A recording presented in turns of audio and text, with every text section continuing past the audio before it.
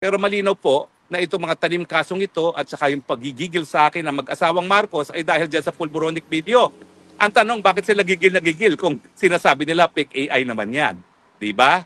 Human experience dictates na kaya sila gigil na gigil, mukhang naisa publiko yung ayaw nilang malaman ng publiko na sila nga ay gumagamit ng pinagbabawal na droga. Pero alam nyo, lumang balita na naman yan kaya nga hindi ko alam ba't sila gigil na gigil sa akin. Rolling Stone Magazine, nung estudyante pa sa Oxford, hindi po siya nagtapos pero nag-aral siya sa Oxford, sinasabi na siya ang taga-bili ng kilong cocaine para sa kanya at para sa kanya mga kaibigan sa Oxford, di ba? Yan po yung nakasulat. Ako, magandang araw po sa inyong lahat ha. Ako, pasensya na po kayo at talagang kinakailangan na mag-live na naman tungkol na naman dito sa fake news at pinapakalat na na-deny na naman daw po ang aking asylum, no? Alam niyo po, napapagod na ako kasi meron ditong isang kampon, si Joe Maciso, na walang sinasabi kundi denied na aking asylum. Noong una ako nagpunta ng Germany, Bremen ata, inanunsyo niya na ako daw ay na-deny na raw ang asylum. Lately, gumawa siya ng napakahabang artikulo pa sa Facebook at sinabing na-deny na raw at pinadala raw sa Germany yung aking papeles, no, dahil daw sa tinatawag na Dublin Rules. Ang Dublin Rules po nagsasabi na kinakailangan maghain ka ng asylum kung saan ka unang tumapak sa Europa. Ang unang tinapakan ko po sa Europa nung ako'y dumating dito matapos pong padala rito si Tatay Digong ay Netherlands. Kaya dito po sa Netherlands ako nag-apply. Now ang sinasabi nitong Dutchman ito at inulit ni Secretary of Justice Remulla nasa Germany na raw ang aking papeles dahil di umano Germany daw nag-issue ng aking Schengen visa. Wala pong katotohanan yan. Fake news po yan on two grounds. Hindi po Germany ang nag-issue ng Schengen visa ko. Hindi po Germany. Kaya walang kahit anong possibility na Germany ang mag-handle ng aking asylum. Pangalawa, hindi po totoong na-deny. Sa totoo lang po, sunod-sunod ngayon ang mga appointments ko kasi mula po nang inisyuhan ako ng tinatawag nilang WID card, which is a residence card for asylum seekers, marami pong mga susunod na mga hakbang na dapat gawin. Nandiyan po yung formal na pagrehistro sa siyudad ng Hague ng aking residence at patapos po nun, bibigyan ako ng anong number yan? BSN number. So yung BSN number, yan po yung SSS. Yes. Pero ngayon meron na po akong WID card, yun nga po, nagbubukas na ako ng bank account. No? Patapos ko marehistro po yung aking residence dito, ay magkukuha na ako ng BSN number at yung BSN number naman po, that would eventually lead to a work permit. No? Pero yung work permit, hanggang 6 na buwan pa po yan. So I have 3 more months para ma-issuehan ng work permit. Siyempre, dahil kulang naman po ang aking ipon, no? Bagamat I've been practicing law for 34 years already, siyempre, kahit papano, may limitasyon ng ipon. So eventually, I have to work here in Amsterdam, in Netherlands, no? And I have good news naman po. Meron na akong working agreement na I will join a law firm here, practicing international law, particularly international litigation and arbitration na nakabase po sa Amsterdam. Hindi po yan magiging full-time. Kumbaga, I will become an off-counsel kung anong kliyente ko. But if they will ask me to help in their cases, I will also help. Vice versa. No? At bukod po dyan, I have been interviewing quietly with different universities for a teaching job. No? At ako naman po ay hindi lang naging full-time professor sa UP, kundi sa National University of Singapore at saka sa American University rin. No? But of course, I'm hoping na yung campus na pagtuturuan ko will be close to The Hague, no? Dahil ayaw ko naman mapalayo sa The Hague. Pero yan po ay katotohanan, yan ang reality, hindi ka naman po pwedeng mabuhay lang on savings and after surviving on savings for the past 9 months kasi 6 na buwan po akong nag-exile bago pumunta ng Netherlands and it's now my 3rd month, syempre, paubos na rin yan at kinakailangan back to work, no? So actually, no isang araw po, I reported already to the office in Amsterdam. For the first time, I was in a suit. And this afternoon, I'm having my first legal meeting with a client that they want me to service as well tonight. So I'm heading for Amsterdam tonight. No? So yun, ang problema ko, isang leather shoes lang ang daladala ko. At syempre, isang suit lang ang daladala ko. So kinakailangan mamili na naman ng sapatos at mga pangdamit na opisina. No? Pero wala pong katotohanan na na-deny po ang asylum ko. Alam niyo po, itong asylum nito, it's treated in a very confidential manner. So dalawa lang po makakaalam ng resulta ng aking asylum. Ako po at saka ang Dutch government. No? wala pong kahit sino na may access. No? Wala kayong database na pupuntahan at kung tatawag kayo sa IND, yan yung nag-handle ng aking asylum, wala po silang masasabi sa inyo dahil it's treated in a very confidential manner. Ako po ay nag-practice din ng asylum law sa Philippines dahil nagkaroon po ako ng, kung hindi ako nagkakamali, 4 o 5 ADB officers na nagkaroon ng change of government sa kanilang mga bayan, kinancel ang mga passport at kinailangan silang humingi ng asylum sa Pilipinas para sila pwedeng manatili sa Pilipinas at patuloy na magtrabaho sa ADB. No? So alam ko po, worldwide, this asylum procedure is governed by treaty. Ito po yung Convention on the Rights of Refugees and Asylum Seekers. Uniform po ang procedure. Now, gaya po ng Pilipinas, ang procedure po dito sa Netherlands, administrative lamang. Pero hindi gaya sa Pilipinas, ang nag-handle ng immigration, yung immigration mismo, no? Sa Pilipinas, DOJ po nag-handle at syempre, hiwalay ang DOJ sa immigration. Pero po, iisa lang. Ang maganda po dito, dahil ang immigration, ang tawag po dito, IND, ang siya nag-handle ng aking immigration, lahat ng request for deportation, dadaan din sa kanila. At syempre, dahil isa lang naman ang pangalan ko, makikita nila na yung rini-request silang i-deport, hindi po pwedeng ma-deport habang nakabinbin po yung aking application for asylum dahil nga po, yan ang tawag. Ang tawag dyan is right to non-refoulement. Yung karapatan, una-una na hindi ka dapat i-prosecute kapag ikaw ay pumasok miski wala kang passport o visa. At pangalawa, hindi ka dapat ma-deport doon sa bansa kung saan ikaw ay umalis dahil nga ikaw ay ginigipit dahil sa iyong paniniwala at paninindigan. Now, tiwala naman po ako sa kakayahan ng mga Dutch authorities na timbangin kung ako talaga ay merong hinaharap na panggigipit. Pero ano ba ang realidad sa akin? No? Ako po talaga ay nanilbihan, tagapagsalita ni Tatay Digong. Maski tapos na po ang termino ni Tatay Digong, parang de facto spokesperson pa rin ako ni Tatay Digong. At siyempre, nung naghiwalay po ang Marcos at ang Duterte, nung Enero, formal na naghiwalay nung Enero, nung linunsad ang hakbang ng maisog, alam naman po natin na talagang kasama na rin po ako ni Tatay Digong na iwagayway ang katotohanan na ang nais mangyari ng Marcos administration ay Marcos forever. At isa nga po kung aktibong humihingi na ang ating Marcos Jr.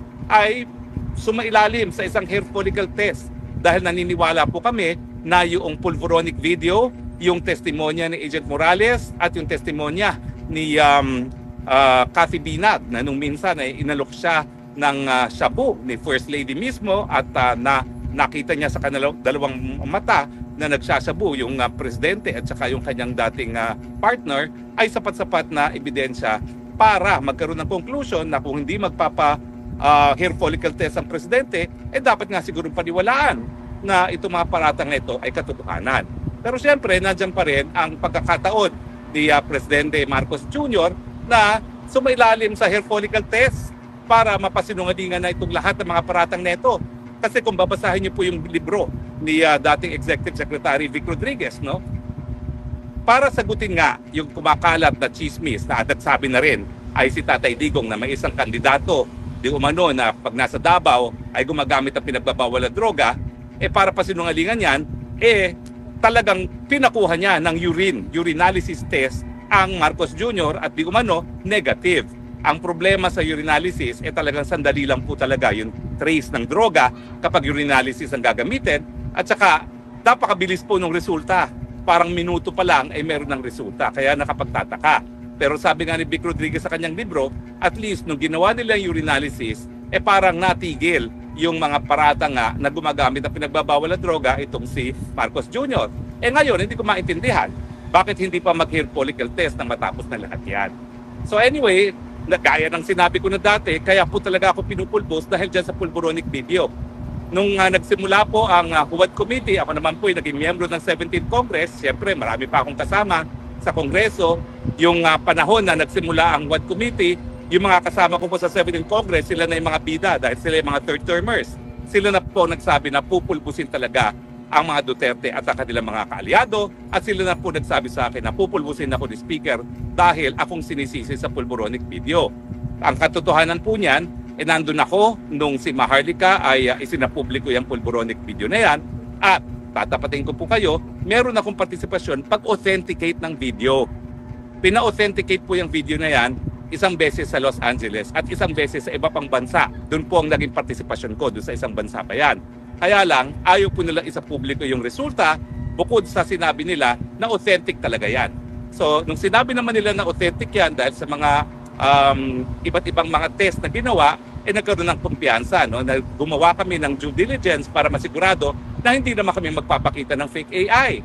Pero siyempre, nagkaroon talaga ng konfirmasyon yan, hindi lang sa pamamagitan ng isang computer program, kundi sa pamamagitan ng isang expert witness. Na pangalawa na po, pangalawang expert witness na po yan nung pinadala ni Maharlika yan sa Los Angeles sa isang eksperto sa Hollywood, no? Para suriin at ang conclusion ay hindi nga siya fake AI. Pero malinaw po na itong mga tanim kasong ito at saka yung pagigigil sa akin ng mag-asawang Marcos ay dahil dyan sa pulboronic video. Ang tanong, bakit sila gigil na gigil kung sinasabi nila fake AI naman yan? Diba? Human experience dictates na kaya sila gigil na gigil, mukhang naisa publiko yung ayaw nilang malaman ng publiko na sila nga ay gumagamit ng pinagbabawal na droga. Pero alam nyo, lumang balita na naman yan kaya nga hindi ko alam ba't sila gigil na gigil sa akin. Rolling Stone Magazine, nung estudyante pa sa Oxford, hindi po siya nagtapos pero nag-aral siya sa Oxford, sinasabi na siya ang taga-bili ng kilong cocaine para sa kanya at para sa kanya mga kaibigan sa Oxford, di ba? Yan po yung nakasulat. Ba't di nila dinawanda ang Rolling Stone Magazine kung yan ay hindi totoo? Pag sinama-sama mo yung mga ganyan, yung artikulo, yung testimonya ni Agent Morales na meron siyang informant na nakakita talagang gumagamit sila ng pinagbabawal na droga sa isang condominium dyan sa Makati, si Cathy Binag at saka yung sinasabi ni Presidente Duterte, talaga namang hindi ka na masisisi kung ikaw ay maniniwala na siya ay gumagamit ng pinagbabawal na droga. Well, lahat naman po itong mga test nito, magagamit po lahat yan. Kasi ako naman, sinampahan din ako ng disbarment dahil dyan sa pulboronic video na yan. At syempre, ating depensa, linagay muna natin yan sa isang computer test program para malaman kung yan ang AI. At ang resulta ay, it is not AI at po pwedeng puntahan mismo ng hukuman yung same site na ginamit namin, no? Para malaman na hindi siya fake AI. Pangalawa, yung formal na pag-aaral na ginawa ng isang Los Angeles expert. Hindi pa po kami nag-give up doon sa unang nag-authenticate niyan.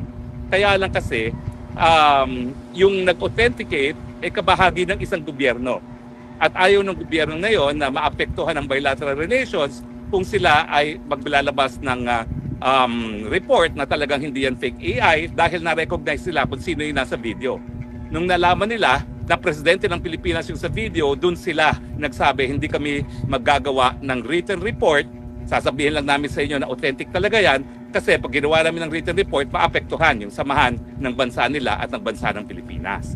Pero wag po kayo magkaroon ng kahit anong duda. Authentic po, thrice over yung pulboronic video. Dahilan kung bakit talagang gusto nila akong dikdikin, dahilan kung bakit ngayon ako'y humihingi ng asylum, ang basehan ko po ay yung unjust prosecution.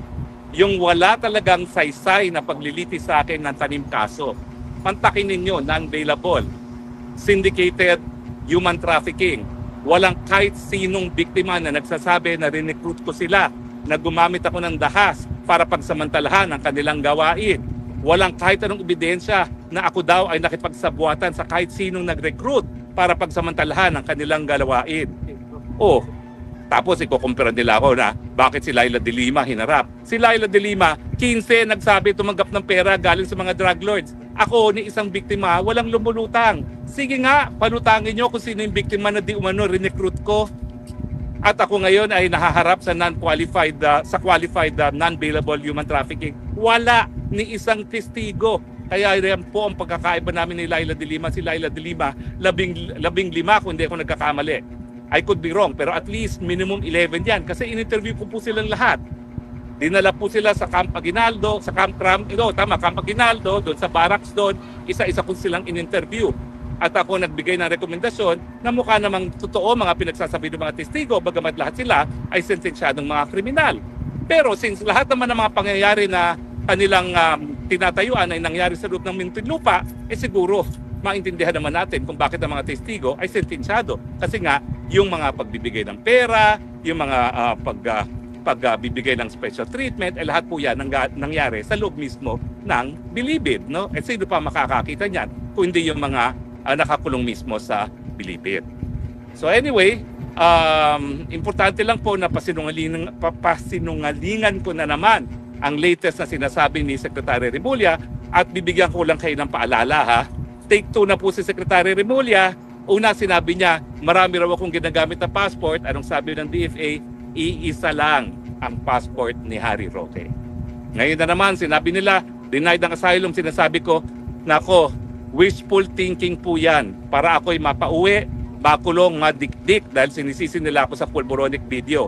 Hindi po yan mangyayari. At habang sila ay patuloy na nagsasalita, na nais talaga nilang makuha si Harry Roque, lalo po lumalakas sa aking kaso para sa aking asylum. So dapat nga po siguro mag-thank you ako. Pero siyempre, mas gustuhin ko na matapos na itong rehime ng Marcos Jr. Dahil talagang napakatindi na po na mga hinaharap ng ating kababayan. Hindi po solusyon si Marcos Jr. Siya po ang pangunahing problema natin, nadagdagan pa ng gera ngayon sa gitnang silangan. And talking about the war, o ano na, mantakin mo, 17 na mga public officials, hindi niya alam kung paano iuwi. Eh alam niyo ba kung ilang milyones ang mga kababayan natin na nagtatrabaho sa Middle East? Hindi mo lang naman i-repatriate yung mga nasa Israel at nasa Iran. Pag yan po ay pumutok, magkakampihan yan, buong gitnang silangan yan. Milyon-milyon po ang dapat nating repatriate. Nasaan ang plano po? Eh, ordinaryong bagyo, ang sinabi ni Marcos Jr., anong gagawin natin? Eh lalo na ngayon, milyon-milyon na kinakailangan iuwi, kakamot na naman ang ulo yan. Anong gagawin natin? Ulitin ko po ang hamin ko sa kanya. Siguro po dahil talaga hindi nyo kaya. At talaga kung talaga kayo ay merong karamdaman po talaga yan, yung drug addiction. Hindi ko po sinasabi na yan ay kasalanan. Yan po ay karamdaman. Yan po isang health issue. Yan po ay serious illness. Magpagamot na muna. Hindi ka naman kinakailangan mag-resign. Magpagamot ka, mag-leave ka, ibigay mo ang pagiging presidente kay Inday Sara nang sa ganun, meron namang tamang pag-iisip ang haharap sa problema ng gera sa gitnang silangan. Alam mo, talaga yung mga mangyayari sa atin, problema sa langis, problema sa repatriation, napakahirap niyan. Bakit? 3 taon na nakaupo si Presidente Marcos Jr. Itinigil niya yung sinimulan namin sa Duterte administration na naghahanap kami ng alternatibong mga bansa na pagkakalapan, pagkukunan ng langis at mga gasolina. Na-identify na po namin ang Russia, ang ano pa ito? Hindi Uzbekistan, ang ano pa ba yung mga one of the STAN countries na pagkukunan. Kaya lang po, hindi nagkaroon ng sapat na panahon para ipatupad. Tinigil po ng Marcos administration. Hindi ko po alam kung bakit. Dahil sunod-sunura sa mga Amerikano doon sa sinasabi nilang sanctions. Pero tignan nyo naman yung mga bansang China, bansang India, pati ang Turkey. Wala silang pakialam doon sa sanctions ng Amerika. Basta kinakailangan nila ng langis, kumuha sila ng langis dahil mas mura at readily available. At ngayon, saan tayo kukuha ng langis pag nagputukan? Pag nagputukan po yan, 90% na lahat ng langis natin galing sa gitnang silangan. Saan tayo kukuha? Walang preparasyon. Ni hindi man lang tayo nakikipag-usap sa mga karatig bansa natin na mayroon langis. Malaysia, Indonesia, Thailand. Siguro dapat ngayon nakikipag-usap na tayo. Pati Vietnam, may sariling ano rin yan, langis. Dapat makipag-usap na tayo, makipagsunduan tayo, nabibigyan tayo ng prioridad para bumili ng langis. Kasi pag nagputukan yan, hindi lang mamahal ang langis, wala ka pang makukuha kasi walang maglalayad na tangke papunta ng Middle East habang nagpuputukan. So importante po magkaroon ng alternatibong pag-aangkatan ng langis. Gawin na po yan. Ayan, miski hate na hate ko Marcos administration, tinuturuan ko na po kayo. Dahil ang mga anak ko nandyan, ang mga kamag-anak ko nasa Pilipinas pa rin, wala rin po silang mabibiling gasolina kapag nagputukan. Eh alam ko naman ang gagawin nyo, mag-iimba kayo para mga sarili nyo at mga kaanak nyo, mga kaibigan nyo, kayo lang ang gagalaw sa kalye dahil kayo lang may gasolina. Pero para po sa alang-alang na sa aking mga kapamilya na nasa Pilipinas pa, maghanap na po kayo, unahin nyo na po ang ASEAN, makipagkasundo na kayo na bibigyan tayo ng langis. Pangalawa po, Russia. Ang lapit-lapit po ng Vladivostok sa atin, nasa norte lang yan. Pwede po, meron pong pipeline doon ng langis. Doon natin i-load at ibaba natin. Alam nyo ba, napakalapit lang yan? Halos kasing layo lang yan ng Japan sa atin. Pipikapin ang mga tankers doon, dadalhin sa atin. Makipagkasundo na pa kayo sa Russia. Nakukuha tayo ng langis galing sa Vladivostok. Hindi po pwede na dadaan ng Middle East dahil putukan nga po doon. Walang maglalayag na oil tanker pag nagpuputukan na sa Middle East. Ngayon nga lang po, laki na tinaas ang presyo ng gasolina at langis dahil nga po sa putukan. Yung insurance, yung probability na madadama yung mga naglalayag ng langis, napakataas po. At siyempre, Amerika po at saka Canada. Alam natin mahal ang transportasyon. Pero kesa wala, makipagpirmahan na po kayo ngayon. Dahil kung hindi po, mauubos din po yung supply galing sa Russia, sa Amerika, sa Southeast Asia. Tama na po ang pagkakamot ng ulo. Ay nako, imbis na atupagin itong mga dapat gawin dahil nagigera sa Middle East, inuubos ang panahon, ang resources, ang pera ng gobyerno para bilhin ang boto ng mga senador sa parating na impeachment trial ni Inday Sara Duterte. Mahiya naman kayo, wag nyo nang gamitin ang pera ng taong bayan para dyan sa makonvict si Inday Sara. Gamitin nyo na po para umangkat ng langis dahil kung wala po tayong langis, titigil pong ekonomiya. Literally, magugutom ang taong bayan.